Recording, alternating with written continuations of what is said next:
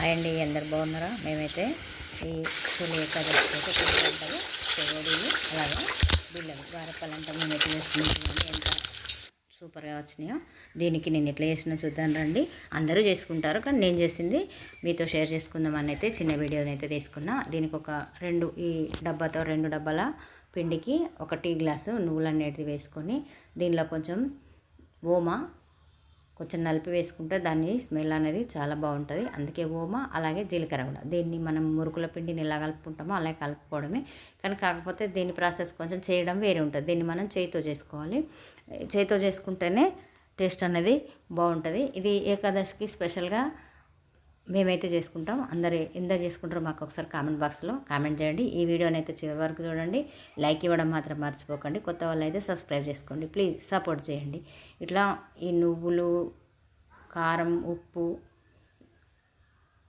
ఓమా అన్నీ వేసుకొని ఒకసారి చక్కగా పిండిని అనేది కలియబెట్టుకోవాలి. ఎందుకంటే కారం మంచిగా ముద్దలుగా ఎక్కడైనా ఉండకుండా ఇట్లా మంచిగా కలుపుకున్న తర్వాత నేనైతే ఒక 100 గ్రాములంత నూనె తీసుకొని అయితే వేడి చేసుకొని ఈ పిండిలో ఇట్లా పోసుకుంటే మనకి ఈ వేడి నూనె పోస్తే ఏమవుతుందంటే ఏదైనా కూడా కొంచెం గుల్లగా వస్తుంది. అందుకే ఈ వేడి నూనె అనేది వేసుకోవాలి. ఇట్లా వేడి నూనె వేసుకున్న తర్వాత మనము చెయ్యి అనేది పెట్టకుండా కొంచెం ఒక చెంచాతో కలుపుకుంటే బాగుంటుంది. ఇట్లా కలుపుకున్న తర్వాత ఈ నూనె అంతా పిండికి పట్టేలాగా కొంచెం చల్లగైన తర్వాత, పిండి తొందరనే చల్లగవుతుంది. చల్లగైన తర్వాత చేయితో ఇట్లా మర్దన చేయాలి. మర్దన చేస్తే ఈ నూనె అనేది అంతా పిండికి అయితే పట్టుకుంటుంది. అయితే దీనికి ఇప్పుడు నేను ఏ డబ్బాతోనైతే పిండి తీసుకున్నానో ఆ డబ్బాతోనైతే అదే డబ్బాతోటి నీళ్ళు అయితే కొలిచిపోసి వేడి చేసుకొని పెట్టుకున్న తర్వాత దీన్ని కొంచెంగా పోసుకోవాలి. ఒకేసారి పోస్తే పిండి అనేది మెత్తగా జారగా అవుతుంది కదా.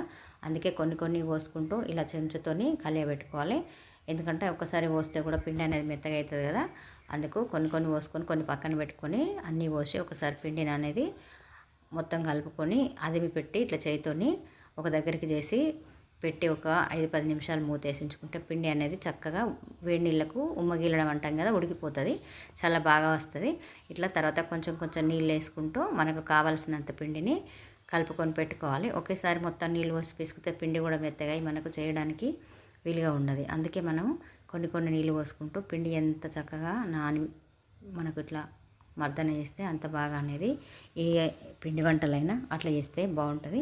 ఇట్లా చేసి పెట్టుకున్న తర్వాత దీన్ని కొంచెంగా తీసుకొని చిన్న గిన్నెలోకి కానీ ప్లేట్లోకి కానీ వేసుకొని పెట్టుకొని ఈ చెగోడీలు అన్నట్టు తాల్చుకోవాలి. ఇవి ఎట్లానంటే మనము ఒక రొట్టెల పీట కానీ లేకపోతే మనకు ఒక ప్లేట్ ఉంటుంది కదా, అన్నం తినే ప్లేటు, దానిలో వేసుకొని అయితే మనం దానిపైన ఇట్లా తాలవాలి. అది కూడా ఎట్లా అంటే మనకు వేళ్ళ పైననే చేయాలి. ఎందుకంటే అరచేతితో చేస్తే పిండి అనేది వెడల్పుగా అయ్యి దానికి పీటకు కానీ ప్లేటుకు కానీ అతుక్కుంటుంది. దాన్ని మనం చేతితో చేస్తాం కనుక చెగోడీలు అనేది పేరు దీనికి. ఇదే పిండితో మనం మురుకులు కూడా చేసుకోవచ్చు, కానీ మురుకుల ప్రాసెస్ వేరే ఉంటుంది, దీని వేరే ఉంటుంది. చేతితో చేసుకొని మనకు ఎంత సైజు కావాలో అంత సైజు చేసుకొని ఇట్లా మనము పిండిని కట్ చేసి 2 జాయింట్ చేసుకొని మనకు కావాల్సినవి చేసుకోవడమే. ఇట్లా చేసుకొని పక్కన పెట్టుకొని, ఇది కొంచెం లేట్ ప్రాసెస్సే. ఎందుకంటే మురుకులు అన్నట్టు పావులో పెట్టి తొందరగా ఒత్తితే అయిపోతుంది. చేతితో చేస్తేనైతే చాలా లేట్ అయింది. నాకు ఆ 2 డబ్బాల పిండి 2 గంటలకు ఎక్కువైంది. ఇట్లా మనం పొయ్యి మీద ముక్కుడు పెట్టుకొని నూనె వేడైందో లేదో నూనె వేడైందో లేదో చూసి ఒక చిన్నది వేసుకొని పెట్టుకుంటాం కదా, అది మనకు తెలుసు. ఇట్లా మనకు కావాల్సినన్ని చేసి పెట్టుకున్న ఈ చెగోడీలను కూడా వేసుకొని ఒక 2 నిమిషాల తర్వాత మనం ఒకదాని మీద ఒకటి అంటుకుంటే, అందుకే దీన్ని ఇట్లా విడివిడిగా తీసేసుకొని మనకు కావాల్సిన కలర్ వచ్చేంత వరకు గోల్డెన్ కలర్ రావాలి. ఇది మంచిగా ఎంత చక్కగా నూనె వేడై మంట ఉంటే అంత చక్కగా పోతుంది. లేకపోతే పైన ఎర్రగా లోపల మెత్తగా ఉంటాయి. ఎందుకంటే వర్షాలు పడితేనైతే ఇంకా మెత్తగా ఉంటుంది. ఇప్పుడు ఏకాదశి కనుక దాదాపు ఎప్పుడైనా వర్షాలు పడితే ఇప్పుడే మాత్రమే లేవు, కానీ ఇవి మంచిగా డీప్ ఫ్రై చేసుకొని పెట్టుకోవాలండి. ఇది మనకి ఎన్ని కావాల్సింది మన అన్నీ కూడా. నాకైతే నేను చేసిన ఆ 2 డబ్బాల పిండికి 4 వాయిలు అయితే అయినాయండి. నేను ఎందుకంటే పెద్ద ముక్కుడే పెట్టుకున్నా, ఎందుకంటే చిన్నగా స్టవ్ మీద కాదు కదా, కట్టెల పొయ్యి పెట్టుకున్నా కనుక ఇవి నాకు తొందరనే గోలడం అయితే ఫ్రై చేయడం తొందరనే అయిపోయింది. చేయడం మాత్రమే లేట్ అయింది. ఇది అయిపోయిన తర్వాత నేను కొన్ని బిళ్ళలు కూడా, అంటే మేము ఇక్కడ గారెప్పలు అంటాం, అవి కూడా చేసుకున్నానండి. అది కూడా ఈ పండగకి ఏమేమి చేసుకున్నాను అన్నీ కూడా నేను ఈ వీడియోలో మీతో షేర్ చేసుకున్నానండి. ఎందుకంటే నేను కూడా మీ ఫ్యామిలీలో ఒక మెంబర్నే కదా, మీరు మా మెంబర్స్. మా ఫ్యామిలీ ఇది ఒక యూట్యూబ్ కుటుంబం కనుక అందరికీ తెలియజేయాలని నేనైతే చేసుకున్నా. మీకు చేయరాదని కాదు, నేను చేసినాని గొప్ప చెప్పుకోవడం కాదు, మేము చేసుకున్న ఏంటో మీకు చూపెట్టాలని చేసుకున్నాను. అంటే ఇది 1 కేజీ పిండి అండి, వరిపిండి పొడి పిండి పట్టించుకొని పెట్టుకున్న. దీంట్లోకైతే ఎల్లిపాయలు, జీలకర్ర, కొత్తిమీరలు, ఉల్లిగడ్డ అన్నీ వేసుకొని అయితే వీటిని కచ్చపక్కగా మిక్సీ చేసుకొని పెట్టుకొని దీంట్లోకి కొంచెం పప్పు అయితే నేను శనగపప్పు నానబెట్టుకొని ఉంచుకున్న ముందుగానే. అలాగే ఒక పిరికెడన్ని నువ్వులు కూడా వేసేసుకున్నాండి. ఈ పప్పును 2 గంటలు 3 గంటలు నానబెట్టుకుంటే చాలా బాగుంటుంది. నేను పప్పు నానబెట్టుకొని ఉంచుకున్నా. అలాగే దీంట్లోకి కరివేపాకును కూడా వేసుకున్న. కరివేపాకు వేసుకొని కూడా దీనిలో కూడా కొంచెం అంత వేడి నూనె, అలాగే కొంచెం అంత వేడి నీళ్ళు వేసి పిండి అనేది మర్దన చేసుకుంటే మనకు ఇవి గుల్లగా వస్తాయి. ఏవైనా ఎప్పుడు చేసినా కూడా ఇది మాత్రం మర్చిపోవద్దండి. ఈ టిప్పు చేస్తేనే మనకి ఏ పిండి వంట చేసుకున్నా కూడా చాలా బాగా వస్తుంది. ఎందుకంటే వరిపిండితో చేసింది అయితే కంపల్సరీ వేడి నూనె, వేడి నీళ్ళు అయితే వేసుకుంటే చాలా బాగా వస్తాయండి. ఇట్లా అన్నీ వేసుకున్న తర్వాత ఈ నీళ్ళు, నూనె వేసుకొని అయితే తగినంత ఉప్పును కూడా వేసుకోవాలి. నేను పచ్చిమిర్చి లేవు కనుక నేనైతే కారం అనేది వేసుకొని ఈ పిండిని అనేది కలుపుకున్నానండి. లైట్గానే వేసుకున్న. పిండి కొంచెమే కనుక ఒక 2 స్పూన్ల మిరం వేసుకుంటే నాకు సరిపోయింది. మనం ఒకవేళ సరిపోలేదు అనుకుంటే పిండిలో వాటర్ వేసుకొని వేసుకున్న తర్వాత కూడా మనం దాన్ని కొంచెం టేస్ట్ చూసి కూడా మనము ఉప్పు కారం అనేది వేసుకొని చేసుకోవచ్చు. ఇట్లా అన్నీ కలుపుకున్న తర్వాత నేను వేడి నీళ్ళు వేసుకున్నా.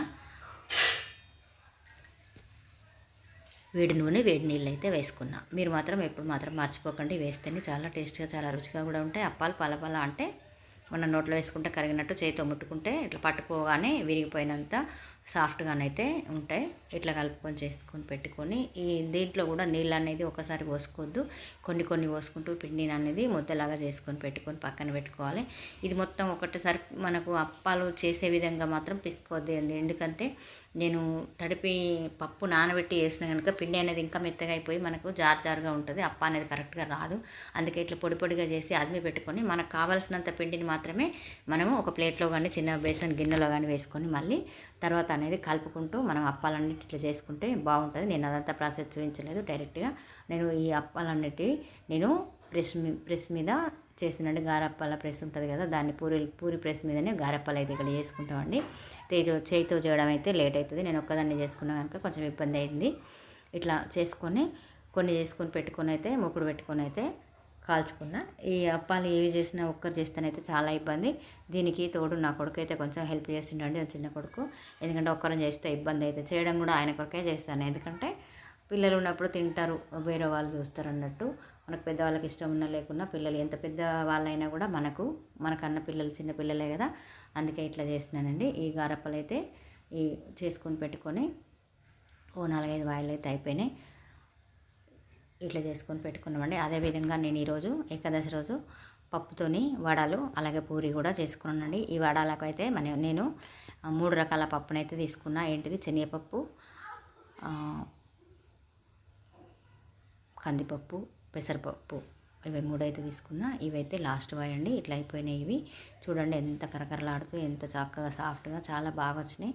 మీరు కూడా ఒకసారి ట్రై చేయండి. ట్రై చేసి ఎట్లా వచ్చినాయి కూడా మా కామెంట్ బాక్స్లో కామెంట్ చేయండి.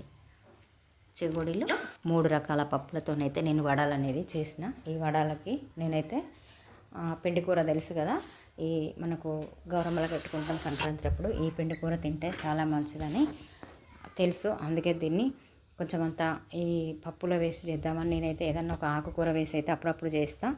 ఈరోజైతే నాకు తోటకూర లేదు, ఈ 2 చెట్లు ఉంటే ఈ ఆకులు అయితే దొరికినాయి, పిండి కూర ఆకులు. దీనిలోకి కొంచెం కరివేపాకు యాడ్ చేసి దీన్ని మొత్తానికి ఇలా పిండిలో కలుపుకొని అయితే వేసుకున్న. పప్పు పట్టిన దానిలో కొంచెం అంత నేను పప్పు పక్కన పెట్టుకున్న. ఏంటిది, శనగపప్పు, పెసరపప్పు మిక్సీ పట్టేటప్పుడు కొంచెం తీసి పెట్టి దాని పైన నుంచి వేసిన, ఎందుకంటే క్రిస్పీగా ఉంటాయని. పిండి అయితే కొంచెం లూజ్ అయింది, వేయడం అయితే కొంచెం కష్టమైంది, కొంచెం దొడ్డు వచ్చినాయి. అయినా పర్లేదు, కొంచెం చాలాసేపు ఫ్రై అయినాయండి. తప్పదు కదా, ఎట్లా వచ్చినా చేసుకోవాలి. పండుగ పూట పని ఉంటుంది. మా అబ్బాయిని పట్టమంటనైతే ఇట్లా వేసిండు. ఇట్లా చేసుకొని అయితే వేసుకొని ఇవి ఒక 2 వాయిలు అయినాయి మాకు. నేను ఎక్కువగా చేసుకోలేదు, ఎందుకంటే అన్ని రకాలు ఉంటాయి కనుక. కాకపోతే చేయాలి పండుగ రోజు అని చేసిండండి.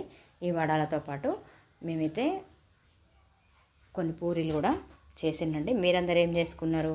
మేమైతే ఈరోజు స్పెషల్గా దీనికి ఆలు ఫ్రై అయితే చేసుకున్నాం. అన్నంలోకి అయితే పప్పు పలసగానైతే చేసినాం. మీరందరూ ఏం చేసుకున్నారు? మీరందరూ ఎట్లా చేసినారు? ఈ పూరీలు అయితే చాలా బాగా వంగినాయండి, చాలా బాగా వచ్చినాయి.